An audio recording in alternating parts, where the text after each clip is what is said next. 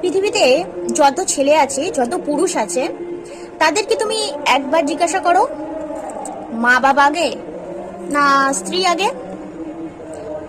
100-এর মধ্যে 100% ছেলেরাই বলবে, বরঞ্চ আরো বেশি পার্সেন্ট ছেলেরা বলবে মা বাবা আগে।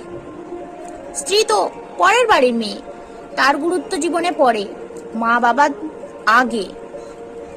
কিন্তু সেই একই প্রশ্ন তুমি একটা স্ত্রীকে করো, একটা মেয়েকে করো, যে তুমি আর স্বামী আগে না আমরা মানে মা বাবা আগে?